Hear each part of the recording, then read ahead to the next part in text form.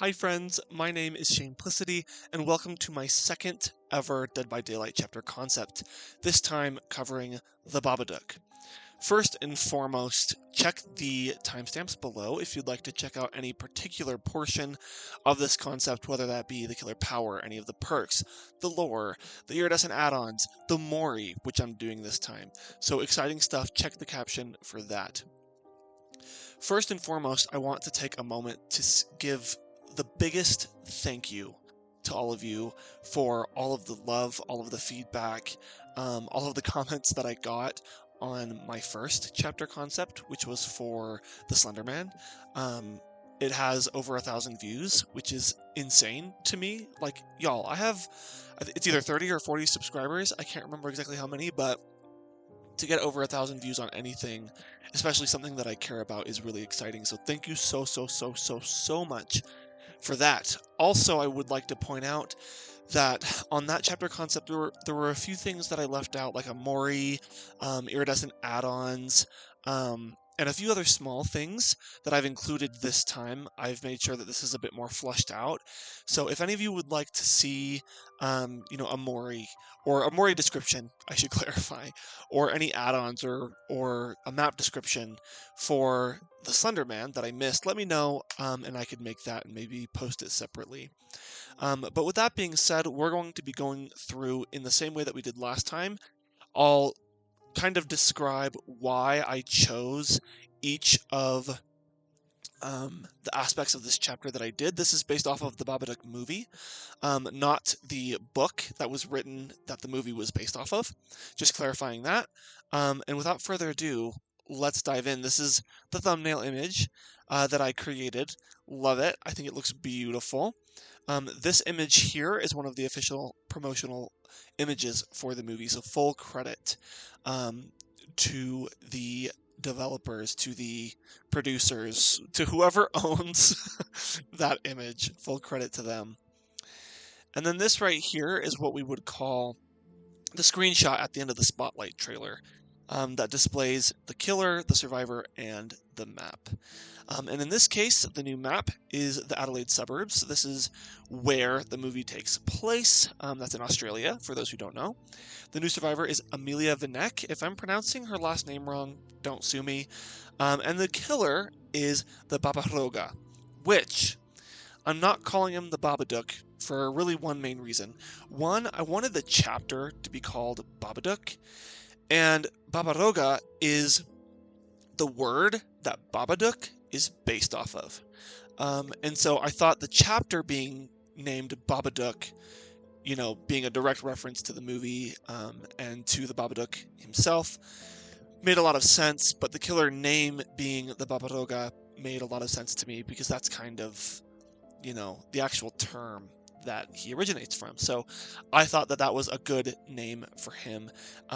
And let's dive into his attributes, the killer summary, all that good stuff. The new killer, the Babadook. Attributes. Movement speed is 4.8 meters per second. That is, if I'm not mistaken, correct me if I'm wrong, y'all, but I'm pretty sure at base movement speed, that would make him the fastest killer in the game, not including any power usage. I believe usually the fastest that any killer will go at base movement speed is 4.6. If there's a killer that goes at 4.8 and I have not done my proper research, I apologize, but he moves at 4.8, and his terror radius is 24 meters, which is quite small. That's the same size as the Onryo's terror radius for reference, and his height is tall. The killer summary, difficulty is hard. The Babadook, also known as Mr. Babadook, conjures a possessive presence that, while originating from a storybook, is nothing short of real and psychologically lethal. His personal perks, Magic Show, Possession, and Under Your Skin, allow him to create illusions, hinder those who deny him, and strike fear in survivors at a distance. We're going to dive into the killer power now. We'll get to the perks a little later. We're going to do the killer power first. We're kind of just going to go down the sheet here. And as I go through the killer power, I'll do my best to describe what I was thinking and how it relates to the movie and different scenes and things of that nature. And I want to point out also, really quickly, that when I made Slender's power, and even the power for the Babadook, I didn't think to myself, "Ooh, I want this killer to be super powerful or to not be super powerful." I kind of just put together something cohesive that makes sense to the source material. And wherever it lands on power scaling is just where it's going to land. Though I will say I try to make sure that any killers that I make, whether it be this one or any in the future, will not be, as strong as the Nurse or the Blight, or as weak as whoever you might consider to be at the very bottom, right? So I do my best to try and make it fun, new, exciting. But anyway, with that out of the way, let's dive into it. Killer power, I have called his power Malicious Wager. Our grief is more than a feeling. It brings emotions that keep us reeling. If it's in a word or in a look, you can't get rid of the Babadook. That first line here, I made myself, but the second line is kind of the main line from the Mr. Babadook book. And here we go. Always spawning in the basement, the Babadook begins each trial with his Mr. Babadook book in hand, which he places on the floor of the basement during his spawning into the trial animation. So POV, the Babadook spawns in, he has his book, and in that little animation when the trial's starting, he places it on the ground in the basement, which is where he always starts. And we will get into that book a little later into the power. Special ability, Demonic Traversal. By pressing the power button while standing next to a wall or surface that the Babadook cannot see over at direct line of sight, the Babadook can take 1.5 seconds to transition onto that wall or surface, allowing him to traverse the map in a new, horrifying way. So I wanted to introduce something that people have asked about, some people have been wanting for a long time, and this is it. And as I get through this, I'll just point out I recognize that a killer crawling on the walls or anything of that nature could be a logistic nightmare, but this is just a fun idea, so we'll go with it. While crawling on a wall, the Babadook still moves at 4.8 meters per second, can use his basic attack as usual, can take 1.5 seconds to transition onto other walls and or ceilings within indoor structures by pressing the power button. Cannot jump onto the ground level from a wall. He must approach the floor and transition onto it by pressing the power button. He can fall from a ceiling to the ground level by pressing the power button while motionless on a ceiling, and can crawl through windows and over pallets. So I think initially this is going to sound crazy Omega Strong, and it definitely is different. We've never seen anything like this before. But in all seriousness, the only time that this is going to be super powerful is at God palettes. Take the game, for example. The game would be a really, really powerful map for the Babadook because he's going to be able to climb on the ceilings on the bottom floor. He's going to be able to, go over those God palettes, things of that nature. But I think the 1.5 second transition to get onto the wall and then back onto the floor, it's like, keep in mind that most maps have a decent amount of room. It's not like you've got walls literally everywhere. And it taking a second and a half to both get onto a wall and back off means that if he's at a small loop, but one that, like a jungle gym is a great example, him transitioning onto a wall and then climbing over it to the other side where the survivor is, let's say, trying to mind game, it still takes the Babadook another 1.5 seconds to get off that wall. So that's 3 whole seconds that you spend to get on the wall and back off to then start chasing the survivor. So this is one of those tactics that it's unique, it's different, but it definitely has a counter. If a survivor knows that the Babadook has transitioned onto a wall, they can just start running away. Shift W in the opposite direction, and it's going to take the Babadook a second to catch up, even with his fast movement speed. But with that being said, I still wanted the Babadook to feel very oppressive in this first portion of his power, because he moves super fast, he can climb on walls, on ceilings, all these things. And the power is called Malicious Wager for a reason. Demonic Traversal has a 15-second cooldown, which begins each time the Babadook transitions from any surface to the ground level. That's also important. Special item, the Mr. Babadook book. A survivor can enter the basement and attempt to destroy the Mr. Babadook book. During this 10-second interaction, the survivor will tear the book into pieces and burn its remains, rejecting the Babadook. At the beginning of this interaction, 3 sharp knocks will echo throughout the map, indicating to all players that the book is being destroyed. Once the book has been successfully destroyed, 3 loud, sharp knocks will echo throughout the map, indicating that the book has been destroyed. And really quickly, just to say, this book existed in the movie, and Amelia destroyed it, and so I wanted to incorporate that into his power somehow. Also, just to clarify as well, for the special ability, Demonic Traversal, that's one of his big gimmicks, is that in the movie, he's climbing on the ceilings, he's climbing on the walls, super creepy, so I wanted to incorporate that as well. And then the knocks, that was a big thing when Amelia first finds the Babadook, or encounters him, really. He knocks on the door, and she goes and opens it, and no one's there. She closes it, starts walking away, and there's 3 pounds on the door. So I thought this was a clever way to incorporate that. Once the Mr. Babadook book has been destroyed, the Babadook gains access to his special ability, Let Me In, and undergoes the following permanent changes. Movement speed is slowed from 4.8 meters per second to 4.4 meters per second. So he goes from being the fastest space movement speed killer to like a range killer, like the Huntress moves this fast. And his terror radius is reduced from 24 meters to 0 meters. So a couple things. First of all, when the book is destroyed, these 2 things happen. So he becomes slower, and he loses his terror radius. Now, I wanted to word this very intentionally. I said that his terror radius is reduced from 24 meters to 0. I did not say he becomes undetectable, and the reason that's important is because if he were undetectable, he could not be detected with aura reading perks, with keys, things of that nature, with a map, whatever, things like that.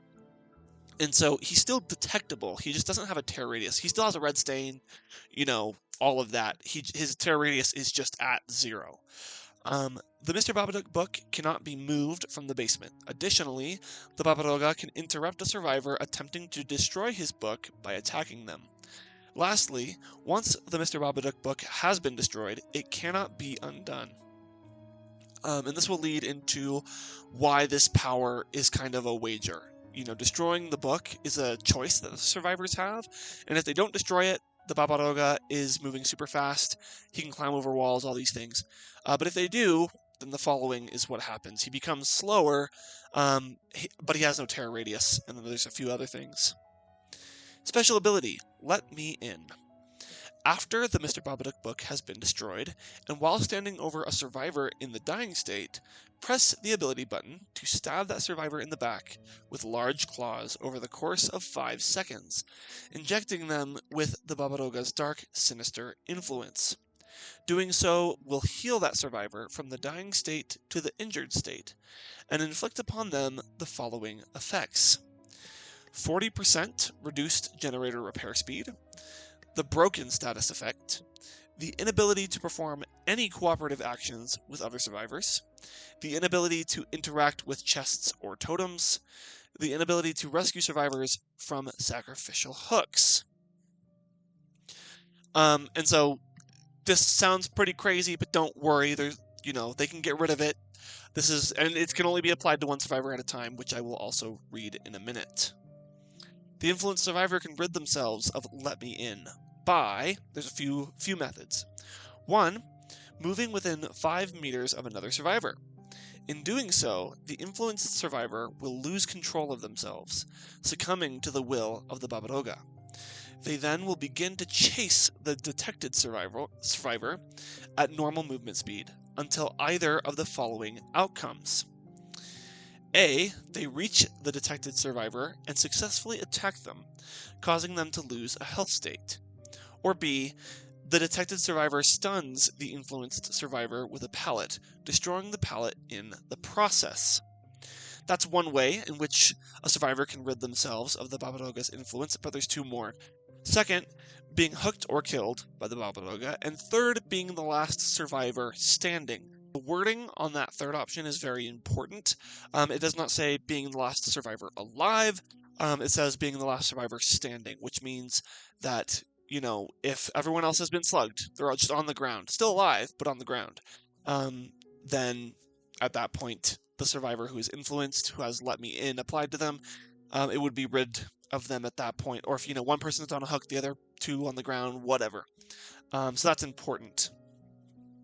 By any of these means, the influenced survivor will vomit black sludge, ridding themselves of the Babadoga's awful grip. Only one survivor can be afflicted by Let Me In at a time. So the inspiration for this special ability was kind of the whole effect that the Babadook has on Amelia in the movie. When he finally approaches her in person, she's on the floor, and he goes up onto the ceiling, and he falls onto her and stabs her in the back, and she kind of becomes possessed.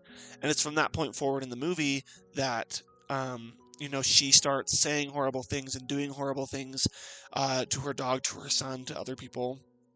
And so I wanted there to be something in this concept that illustrated that, the Babadoga, the way he affects people is by possessing them, by causing them to do horrible things to other people and to themselves.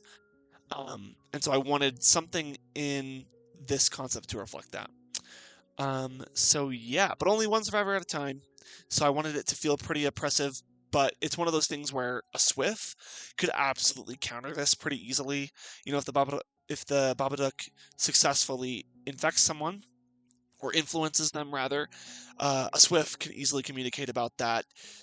The influenced survivor can find someone else, start chasing them, right by a pallet, they stun them, it's over. So there are, again, ways to counter this.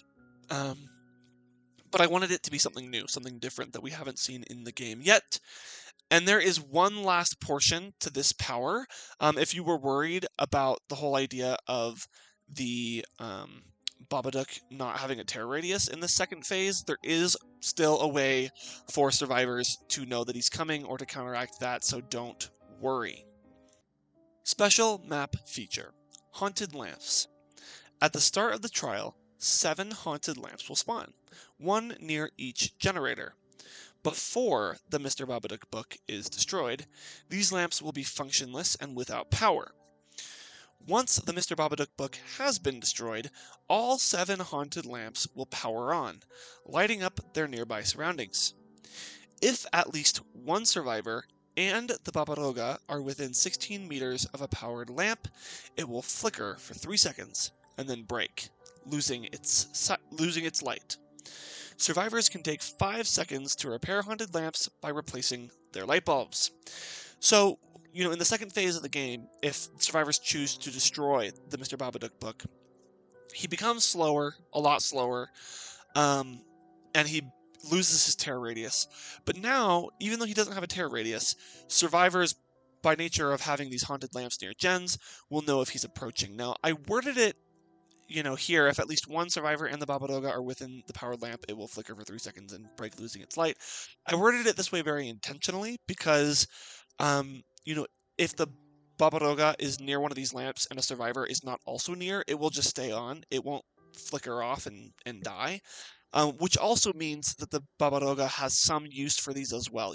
If he comes to a gen that he knows has progress and the lamp is on, and it doesn't flicker as he approaches, then he knows that there is not a survivor within 16 meters of that lamp. You know what I mean? And then vice versa is also true. So I thought that this was a way, and survivors can repair it, similar to a Xenomorph flame turret. So I thought this was a way, something to help the survivors as well. So that is the Babadoga's power. Let's dive in to the Babadoga's Mori. And I'm really, really hoping that YouTube doesn't get upset with me reading this. We'll see. Standing behind the dying survivor as they turn onto their back, the Babadoga slowly hovers over them, covering his face in the process, like this. Once directly above them, he slowly moves his hands from his face, kind of to the side, revealing a sadistic, unnerving smile. He then lifts both hands into the air directly at his sides, like this, and points them down at the survivor's face. Then he dives into their mouth. They struggle as though they're about to throw up, and stand up in an attempt to flee. Once standing, the Babadoga's claws peek out from the survivor's mouth before he promptly rips himself out from inside the survivor, tearing their corpse vertically in two. He covers his bloody face and laughs slowly. So I thought this was pretty gruesome, but interesting. So there's the Babadoga's Mori. Let me know what you think of that in the comments below. And finally, now we will move into the add-ons. Now for add-ons, I only have the Iridescent. I'm going to be real. I just don't have the time to make a fully fleshed out set of all add-ons, because even coming up with 2 takes a minute. I'm just going to say. So for this concept, and for every concept going forward, by the way, I'm only ever going to have the Iridescent add-ons. This is another thing that I did not have on the Slender concept. Let me know if you would like me to make those for him. First one for the Babadoga, Iridescent Top Hat. His appearance was subtle and formal, adding a sense of familiarity to mask his ominous nature. If a survivor attempts to destroy the Mr. Babadook book, it takes them 20 seconds, as opposed to 10 seconds, to do so. If the Mr. Babadook book is successfully destroyed, the survivor who destroyed it suffers from the exposed status effect for 5 seconds. So remember that when a survivor starts destroying the Babadook book in the basement, there's 3 knocks across the whole map. So the Babadook, and everyone else, knows that it's being destroyed. This add-on doubles the time that it takes for the book to be destroyed, and adds those 5 seconds of exposed. So it's one of those things where even if, just barely, the Babadoga can't stop the survivor from destroying it because they're too far from the basement or whatever, they might be able to take advantage of those 5 seconds of that survivor being exposed to get a down, maybe, or interrupt the process in the first place. The next Iridescent add-on is Broken Light Bulb. After his appearance, at least one lamp in the house was never fixed, forever a reminder of his malevolence. The number of haunted lamps that spawn at the beginning of the trial is reduced by 2, so there will be 5 instead of 7. So very simple, but it just means that for at least 2 gens on the map, survivors won't know if the Babadoga is approaching in the second phase of the game, if survivors choose to destroy the book. So that is the add-ons. Let's move on to perks, shall we? Very, very exciting. This first perk I think is really cool, and I'm excited to read it to y'all. The first perk is Magic Show. Though reality is warped into fiction by your presence, a magician never reveals their secrets. When your obsession escapes chase from you, they are afflicted by the blindness status effect for 40 seconds at Tier 3. Additionally, the following effects become active. The obsession screams for all survivors to hear. The obsession's HUD portrait displays the dying state graphic. And finally, an illusory dying state aura of the obsession spawns at the location in which they escaped chase. These effects remain active until any survivor is placed on a sacrificial hook. And the quote that I have associated with this perk is, "Ladies and gentlemen, mom and dad, life is not always as it seems. It can be a wondrous thing, but it can also be very treacherous." Samuel the Neck, who is Amelia's son, he's kind of obsessed with this magic show, and so I thought this was a clever way to tie that in to one of the perks. Now, for this perk, just to clarify, if anyone has any questions about what this exactly means, the obsession's HUD portrait displaying the dying state graphic, when someone goes into the dying state, their portrait is like a person laying down. So it's a fake one of those.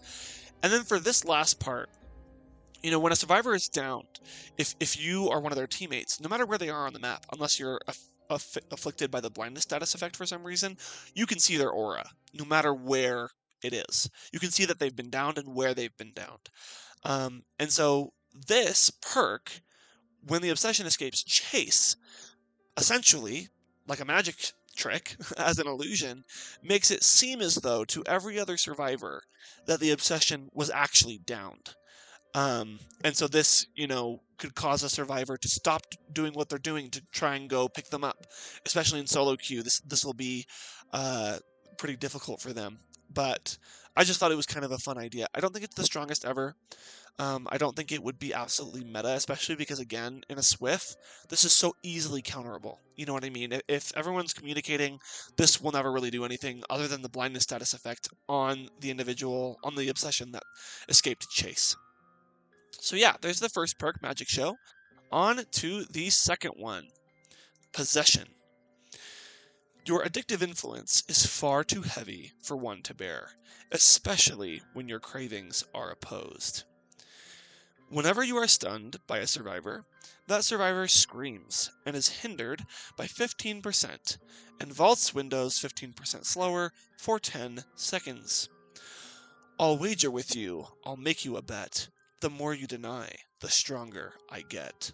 Mr. Babadook. So this perk is more or less, it functions almost the exact same as Hubris, one of the Knight's teachable perks. But of course, it doesn't apply the exposed status effect. It makes the survivor slower and vault windows slower for 10 seconds. So this would pair, really well with Hubris and maybe a few other perks. So super simple, but we don't have anything exactly like it in the game, so I thought it kind of worked. And the idea behind this one, Possession, and this quote here is the idea that, in the movie, possession is the Babadook's whole thing. And when survivors deny him, hence, the stunned, he gets stronger. And so I thought this was a way for him to, in one way or another, kind of get stronger by nature of a survivor denying the Babadook. And his last perk, also decently simple, is titled Under Your Skin. All onlookers are petrified by your actions, rendered unable to react swiftly. When a survivor is in chase with you, all survivors not in chase with you are afflicted by the exhausted and blindness status effects until the chase ends and for 5 seconds afterwards. Under Your Skin then goes on cooldown for 45 seconds. You start to change when I get in. The Babadook growing right under your skin. Also from the Mr. Babadook book. Pretty simple perk. It can't be activated in every chase because of the cooldown, but the idea behind this perk is that it counters, background player. Or if someone were to come in immediately and try to use Dead Hard as a way to take a hit. Things of that nature. So this, again, I don't think this would be meta at all. But I don't think we have anything exactly like it in the game. There are a few perks that are somewhat similar, but I think this one felt kind of unique. It went, again, with this quote and felt appropriate for the Babadook. So with that being said, let's move on to the new survivor. Amelia Vanek. Survivor summary. Difficulty very hard. And that, of course, is in relation to the perks, because every survivor is the same. Unwilling to give up on herself or those she loves, Amelia Vanek is a tortured soul, racked with guilt and the weight of addiction. Still, she is willing to throw herself in harm's way if it means aiding others. Her personal perks, Pocket Watch, Mother's Instincts, and Invocation Talk Back, allow her to make use of the items belonging to those who have passed, risk her own safety for the protection of others, and invoke the restrictive power of the entity. On to Amelia's first perk, Pocket Watch. Significant mementos of those who have passed on fuel you with emotion and strength. When a survivor dies during the trial by any means, if they began the trial with an item, first, 99% of the item's charges will be replenished. Second, the item's add-ons will return if it had any. And third, the item will spawn on the basement floor. Put your seat back, sweetheart. 10 more minutes and we're there. I think it's gonna rain. Oscar Vanek, who is Amelia's husband, which is the primary motivation or inspiration for this perk. Oscar is Amelia's husband who passed away in a car accident as she was on the way to the hospital to give birth to her son. And I'm pretty sure, I have to admit, I saw the movie just a little bit ago as I was preparing for this, and so I could be slightly wrong about this. Correct me in the comments if I'm wrong.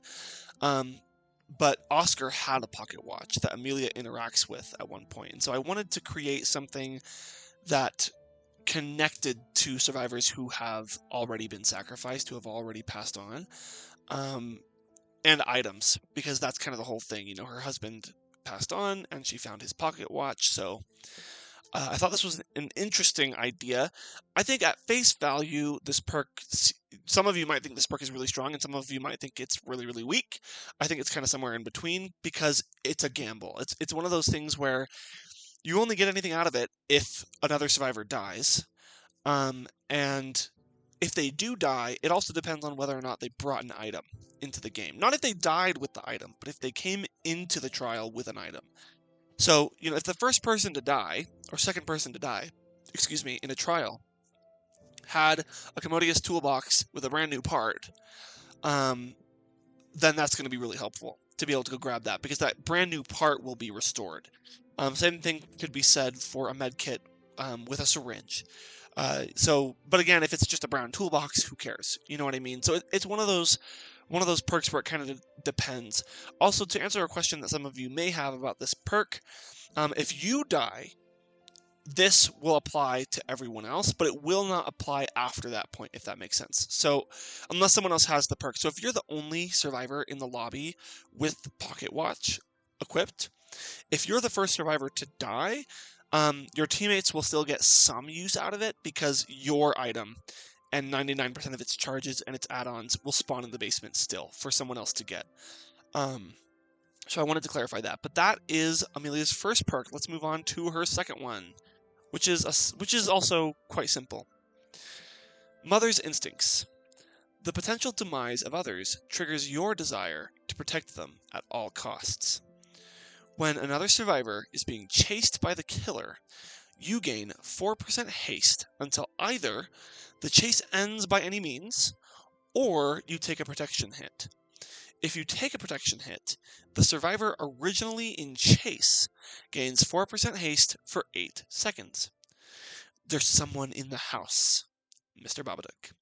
So this one, a big theme for Amelia in the movie is that, you know, what's most important to her is her son and her family, and being able to protect them, despite a lot of, you know, the guilt and the shame and those things that and the loss, the trauma that she's dealing with.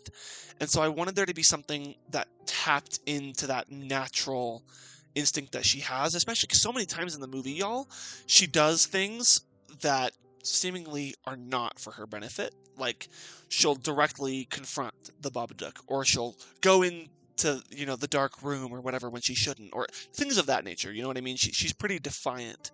So I wanted there to be something like that in this game. And I thought this was simple, and I thought it worked. Now, for the last perk, as a heads up, this one's kind of a doozy, and I totally recognize that. Well, I'm under the impression that a perk like this will never come into the game. Just gonna put this out there right now. One, because I think it's one of those things where it's hard to balance. It's hard to get just right. So with that in mind, you know, this is just an idea, and I'd love to hear how y'all would change it, if at all. And so with that said, here is the last perk for Amelia. Invocation Talk Back. Having endured much hardship, your sharp tongue is a literal force to be reckoned with. After successfully escaping chase from the killer 3 times before you've reached the struggle phase on a sacrificial hook or Cage of Atonement, wanted to include that as well, Pyramid Head is not excluded from this perk, Invocation Talkback activates. While Invocation Talkback is active, and when in the basement near the circle, press the active ability button to begin the invocation, which takes 60 seconds to complete. During an invocation, your aura is revealed to all other survivors, and they can join in, accelerating the process by 100% if they, too, have an invocation perk equipped, or by 50% if they have not. Once the invocation is completed, all survivors who participated in the invocation scream with powerful defiance in the direction of the killer. This summons the entity, who then takes hold of the killer and immediately transports them to the basement. There, the killer is bound by the entity for 25 seconds. Once either you've reached the struggle phase on a sacrificial hook or Cage of Atonement, or the killer is transported to the basement by the entity, this perk is permanently deactivated for the remainder of the trial. The killer can be transported to the basement by the entity only once per trial. And here's the quote that I have with this one. "You are nothing. You're nothing. This is my house. You are trespassing in my house. If you touch my son again, I'll kill you." Amelia Vanek. And hopefully YouTube doesn't hate me for saying that word, because YouTube freaks out on cursing, which is why I didn't say that and many other words. Hopefully we're okay. So this, obviously there's nothing like this perk in the game. And balancing a perk like this would be really difficult, but I want to first explain where I got the inspiration for this perk and how I kind of put it together before I explain how I think it could function and, how it could balance in the game. So, in the movie, and it kind of goes right to this perk here, or to this quote, excuse me. At the climax of the movie, Amelia finally confronts the Babadook with her son. And they're in her room, and she just screams at him and says this quote. And when she does, and finally fully rejects him, he is banished to their basement, and he's stuck in there for the rest of the movie. And so I was like, that's such a key part to the movie, and a key part between the relationship of Amelia and the Babadook. So I wanted Amelia to have something that reflected her ability to do something like that. And so I kind of took it at face value, taking a killer to the basement. Now, with that being said, there's a couple aspects to this perk. First of all, it has quite a bit of setup. You need to escape chase with the killer 3 times, not just once, not just twice, 3 times, before you've reached the struggle phase, which means before you're on the second stage of a hook. You have to have escaped the killer 3 times, which means that especially in solo queue, this perk is not going to actually successfully be pulled off very often. Yes, killers will shift between survivors every so often, but I think this is one of those things that unless you're in a Swift, it's going to be difficult to casually escape the killer and chase 3 times before you're on second hook stage. And even if that does happen, you still then need to go to the basement and sit on that circle for 60 seconds. Which is a decent amount of time. So the setup for this perk is pretty extensive. But of course, I wanted to make sure that the actual effect was both worth it for the survivors, worth it to go through all of that to try and make this happen, but also not so incredibly strong that killers have absolutely no chance if survivors do get this off. And so coming up with the right time frame for this was really, really difficult, I have to say. Because, 30 seconds or 40 seconds, that's a really long time. That's enough time to get 2 gens done. You know what I mean? If survivors double up. Or to reset and get a gen or 2 done or whatever.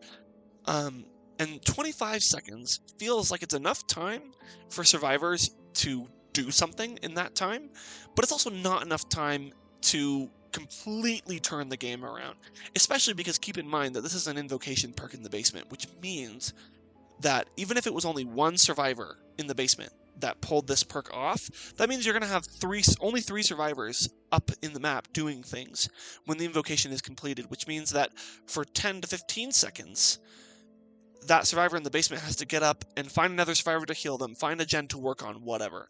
And it might be 2 survivors down there. In a Swift, I imagine it probably would be. So it's one of those things where this time slot, this would have to be tested in the game to actually pinpoint what a good amount of time would be for the killer to be stuck in the basement. Because this idea is pretty insane. Like I said, I don't think this will ever happen, but I thought it worked really well for this chapter. So that's all the perks. I hope that I'd love to hear your thoughts on the survivor perks in particular. I think they're all really interesting. Both Pocket Watch and Invocation Talk Back in particular. But I'd love to hear your thoughts. I love them. I think they're interesting. Even this behemoth of a perk, I just like the idea. So I'd love to hear y'all's thoughts on that. And finally, we've reached the lore. So we will start with the Babadook's lore, and then we'll read Amelia's lore. The cold basement was not the last place Mr. Babadook foresaw he would remain at the end of his story. No, worms covered in dirt provided by an ungrateful 11-year-old child was inconceivable. Time went on. Metaphorical or not, this hideous, monstrous entity festered in the dark corners of that Adelaide home basement, yearning to feast, to cause others to feast on those they love and themselves. A being of horrific prestige, as he may have seen himself, Mr. Babadook knew not of his eventual fate, for certainly his current cage was about to expand to an unforgettable dimension, one where negative thoughts and self-consuming feelings reigned supreme. With an insatiable desire for pain and possession, he was at his breaking point. Due to his hunger, the house shook, its foundation cracking at the seams. From the cracks, at first unnoticed by Mr. Babadook, seeped thick, black fog. Soon the basement was lined with living, breathing mist. He did not feel rejection, but rather an invitation. An invitation to meet the rejection of those who have attempted to reject their cruel confinement, just as he had until now. The promise of despair and bloodshed was too much to handle, too much to deny. The prospect of his growth and freedom, as he may have seen it, was nothing short of incredible. Tingling with anticipation as a gross, desperate smile encroached across his face, he followed into the nothingness. The emptiness soon opened into what he might describe as a paradise. He laughed. Storybook in hand, the demon greeted his new abode with sinister, unfortunate gratitude. So that's the lore for the Babadook. Nothing crazy, not terribly long. And now, Amelia, the next lore. Collecting worms in the front garden had become customary for Amelia and her son Samuel. Though their home contained their darkest memories and experiences, it was still their home. They would hold on to it, even if feeding that darkness outdoor larva became the means to do so. As time went on, Amelia continued through life with a newfound joy. For so long, her guilt and shame ruled her life. But not anymore. It was a bright Sunday afternoon. Samuel had collected the usual bowl of worms, and she made her daily trip toward the basement door. Before she made it, however, the house began to tremble ferociously. She was afraid. Choking down her fear, she knew the only way to calm Mr. Babadook's rage was to confront him, as she had done before. With enough confidence to turn the doorknob, the basement entrance swung open to reveal a black fog permeating the room. Noticing the commotion from outside, Samuel came running inside at that moment, to his mother's dismay. The demon beneath the ground floor never noticed them, however, as Amelia watched him fade into the darkness. The fog called to her. Its voice was familiar. "I think it's gonna rain," it called. Suddenly, the muggy substance began to pull on her clothes with significant force. Fueled by desperation, Samuel ran to help, to save his best and only friend, his mother. Not knowing what horrors may await anyone who would willingly or unwillingly enter that hollow depth, Amelia would rather allow herself to be taken into oblivion than for her son to become a victim as well. Just as Sam reached the stairs, she yelled, screamed, and shoved him to the floor as she was whisked away for the foreseeable future, the basement door slamming behind her as she descended. Sam jolted on his feet, ran to the entrance of the last place he would ever see his dear mother, and attempted to open the door. expecting some kind of resistance, but there was none. Peering down the creaky stairs, he saw what could only be described as a perfectly ordinary, if not slightly depressing, basement. And that's all it would ever be from that day forward. Oh, and there you have it. That is my chapter concept for the Babadook. A couple important things before I end the video. Please, please, please stick around in regard to future Dead by Daylight concepts. First and foremost, I had made a poll not too long ago. It was a good few weeks ago, asking what y'all would like to see next, and Candyman won that poll. So expect a Candyman chapter concept within the next few weeks, ideally. Hopefully it doesn't take me more than a month to create it. These do take a while, but I'm going to do my best to try and get that one done faster than I did this one, without, sacrificing any quality. So hopefully that goes well. But I have a slight surprise announcement for those who care, and for those who don't, too bad. In the next couple days, hopefully within the week, I'm not going to say exactly when because I'm still finalizing some things, I will have actually the next Dead by Daylight concept posted. It will not be Candyman. That will be the next full-fledged chapter. But I have been making, and will be posting very, very soon, a licensed celebrity solo survivor. And this, so think Nicolas Cage, right? It'll be something along those lines. And I chose someone that not many people would have really asked for, I think, at least that I've seen, but someone that I think fits really, really nicely with the Babadook chapter. It would be a perfect celebrity to bring in with a Babadook chapter, or in tandem with it. So feel free to let me know who you think that could be in the comments, but I will hopefully be posting that fairly soon, and hopefully it goes over well. But with that being said, keep on the lookout for the Candyman chapter concept in the next little while. And very important last announcement, I will not be making community polls asking for what y'all would like me to make a concept for next. The only reason is because I want these to be a surprise going forward. After Candyman, I want it to kind of just be, what's coming next? And I'm thinking in the community tab, I'll give y'all hints. I'll kind of be like, okay, here's something to keep on the lookout for the next concept. What do y'all think it could be? You know what I mean? So anyway, thank you so much. If you watched this far, you're incredible. You're an icon. Thank you. I hope you enjoyed. Let me know your thoughts down below.